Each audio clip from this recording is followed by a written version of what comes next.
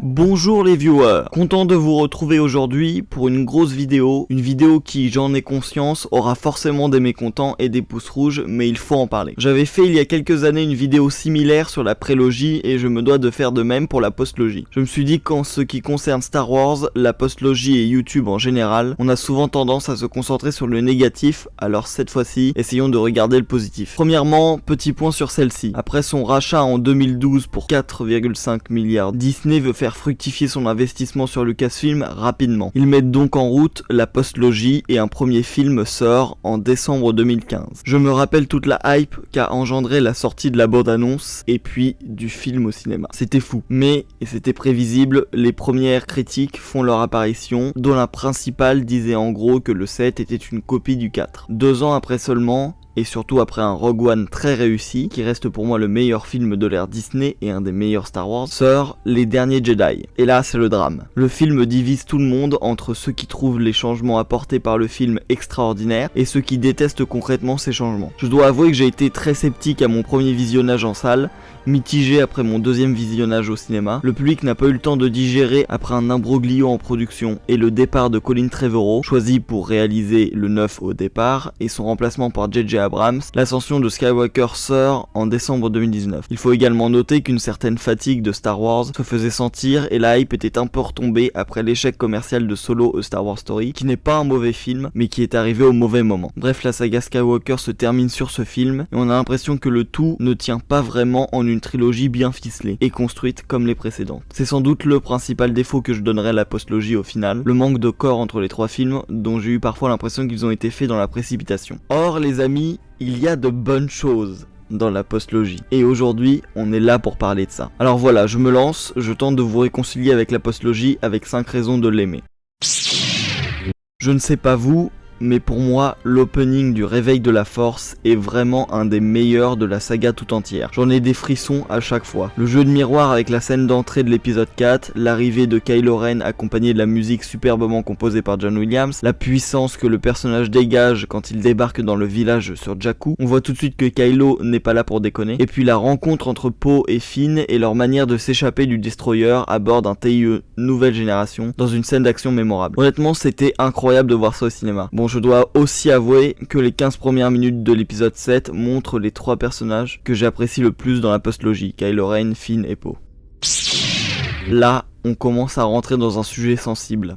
Le traitement de Luke Skywalker dans la postlogie. Alors que dans le Retour du Jedi, on voit un Luke chevalier Jedi en pleine capacité de ses moyens, puis dans la scène finale de la saison 2 de The Mandalorian, on voit un Luke maître Jedi en pleine maîtrise de la force. Dans l'épisode 8, on retrouve un Luke Skywalker dépressif, isolé, perdu et coupé de la force. Ce fut un choc pour tout le monde. Certains qui avaient connu le Luke Skywalker du Legends s'attendaient à le voir détruire tous ses adversaires, comme il le fait à la fin de The Mandalorian. Il y a même eu des rumeurs de friction sur le traitement du personnage entre Mark Hamill et le réalisateur Rian Johnson. Il y a cette image folle dans le documentaire des coulisses du film, où on voit Mark Hamill s'effondrer, littéralement s'effondrer, après une scène et Rian Johnson venir le réconforter. Mais au final, n'est-ce pas un bien pour un mal de voir Luke évoluer comme ça? Je m'explique. En réalité, ce pourquoi les fans et Mark Hamill lui-même étaient déçus du traitement de Luke dans le 8, c'est parce que nous nous attendions à voir le Luke Skywalker du Retour du Jedi, le meilleur Jedi de la galaxie. Or, Luke dans le 8 ne joue pas le rôle de Luke de la trilogie originale, mais plutôt le rôle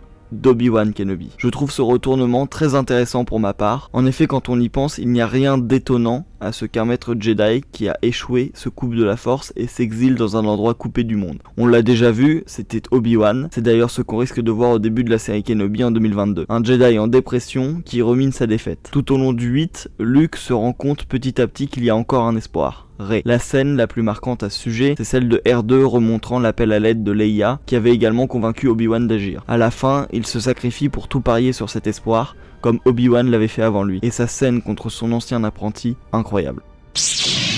En parlant de la scène de Luke contre Kylo, c'est un des points forts de la postlogie. On introduit de nouveaux pouvoirs de la force à l'écran. Ceux-ci peuvent être issus du Legends, d'un autre média ou totalement inventé, mais les voir au cinéma leur donne une autre dimension. La projection de force que fait Luke depuis Acto est une prouesse qui montre aussi la grande puissance de Luke dans la force. En revenant au Réveil de la Force, l'un des moments qui m'a tout de suite marqué, c'est le pouvoir d'immobilisation de Kylo Ren. Kylo immobilise le tir de blaster de Poe Dameron et il a l'air si facile. On le voit utiliser régulièrement ce pouvoir durant la trilogie et ça fait de ce pouvoir sa signature, je trouve ça assez cool. La communication via la force est poussée à son extrême dans la post-logie puisque Rey et Kylo peuvent carrément s'affronter dans le 9 avec ce pouvoir. Ça s'explique en partie par leur lien très fort en tant que dyade de la force, mais aussi par le fait qu'ils sont tous les deux extrêmement puissants dans la force. Enfin, il y a ce pouvoir de guérison qui avait fait beaucoup de bruit à la sortie de l'ascension de Skywalker, mais en réalité il n'est pas vraiment nouveau dans les films de la saga puisqu'on peut voir Obi-Wan l'utiliser au début d'un Nouvel Espoir pour soigner Luke après sa rencontre avec les Tuskens. Et oui, on ne se souvient plus vraiment, mais c'est bien la guérison de force qu'Obi-Wan utilise ici.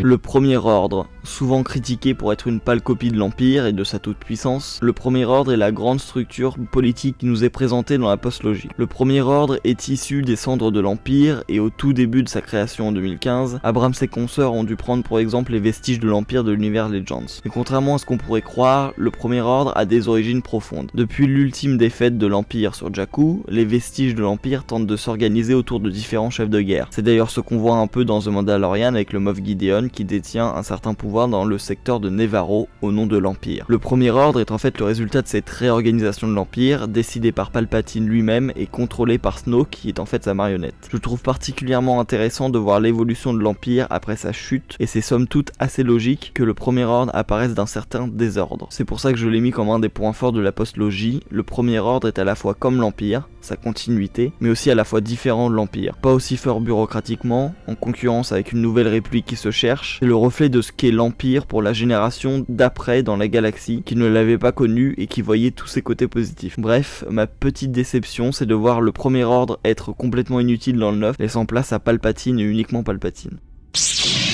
Parlons un peu de cette performance XXL d'acteurs. Je trouve que pour chaque génération de Star Wars, il y a un acteur qui se détache des autres, bien qu'ils soient tous bons. C'est le cas d'Harrison Ford dans la trilogie originale, d'Ewan McGregor dans la prélogie, et donc d'Adam Driver dans la postlogie. Alors qu'il a déjà la trentaine, dans Star Wars il joue à la perfection l'adolescent torturé autour de son opposition avec ses parents et son fantasme de Dark Vador. Adam Driver est vraiment un grand acteur et il a fait du bien dans les 3 films au niveau du jeu d'acteur. Il sert aussi les autres jeunes acteurs pour rendre leur performance meilleure. Rappelons par exemple ces différentes scènes de rage dans le 7 ou le 8, quand il s'agit de tirer sur Luke par exemple, mais aussi la performance superbe de l'acteur pour son interaction avec Han Solo dans le 7, puis dans le 9, qui est l'une des meilleures scènes de ce film à mon avis.